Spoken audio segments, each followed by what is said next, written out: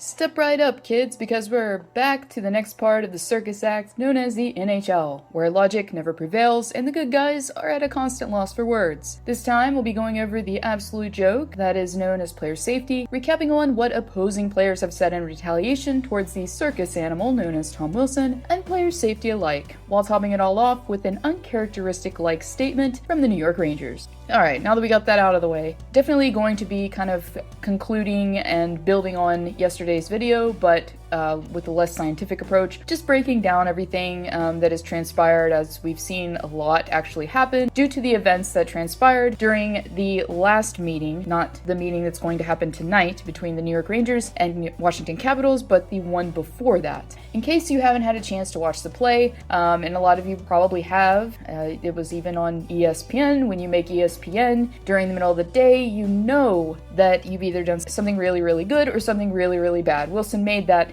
so he's even on there. So anyways, the play itself, obviously, I mean, I went over it yesterday, but what I want to say is, yes, the more defenseless player was Buchnevich in front of the net, and I know he did kind of, a player did kind of go into the goalie, and I understand that there has to be a reaction when that happens. I mean, there's a code, right? But here's the thing in hockey, you abide by a code, and if you abide by that code, you don't go back on that code. And I feel like in this instance, there was an appropriate reaction and there was an inappropriate reaction. So appropriate action, maybe be dropping the gloves with a guy. Okay, all right. But is there an appropriate reaction taking your stick and jabbing it in the back of a guy's neck while he's down? Is that an appropriate reaction? In my mind, it's not.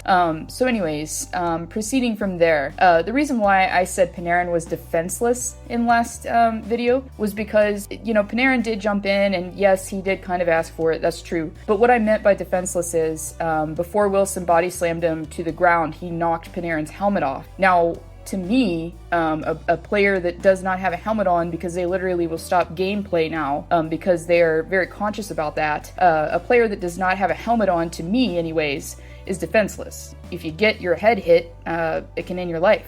I mean, if it happens severe enough. So we saw it actually happen overseas here recently. A guy died because, head trauma. So it's serious, guys. It's serious. Some people don't agree with, they don't think it's serious, but it is. And the way that he went down, you could see Panarin go down, and, if it was a different angle, I mean, that could have been it. No debating that. But obviously, everyone has their own opinions. This is just mine. Getting back to the code here, I mean, if you want to stay on one side of the code, stick to it. So what Wilson does after this, and to me, this is probably the most disrespectful part of it, and this is why I think a lot of players came out and actually, and Coach Quinn and did call what Wilson did very disrespectful to the game, and besides, injuring Panarin, besides having him sidelined for the season, actually going up there and flexing and taunting them after he just ended a guy's season. Like, that is just, to me, that is very disrespectful. And if you want to abide by a code, hockey code, sure. But to me, that's not abiding by a hockey code. It's just not.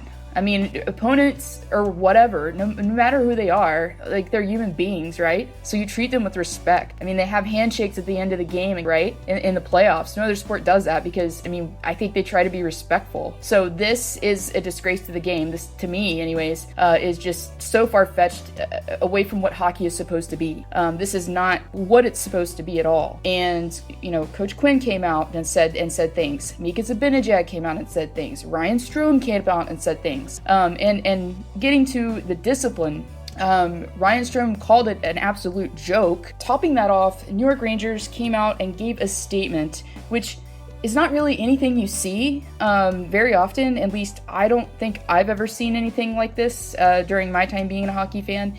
And it's mind-boggling how far this has had to go. So in summary, they said they were really disappointed that Wilson was not suspended for his horrific acts, and that's what Zibanejad echoed. He called it horrifying. So horrifying acts of violence, and he's a repeat offender with a long history. These types of acts, we find it shocking that the NHL and their Department of Player Safety failed to take the appropriate action and suspend him. In summary, they're saying, yes, this isn't fair because Artemi Panarin was injured and Wilson is fined. This isn't fair. And because Wilson gets to play, Panarin doesn't. Yes, the New York Rangers aren't going to the playoffs. Yeah, I know. But I mean, if I were a New York Rangers fan and I saw this happen to my superstar, I would be really angry. I mean, I'm angry just watching this happen because it's just so like unfair to most people, like everyone involved, except Wilson, of course. I mean, he's kind of he's getting to do whatever he wants and get away with it. To everyone involved, this is so unfair. Getting back to it,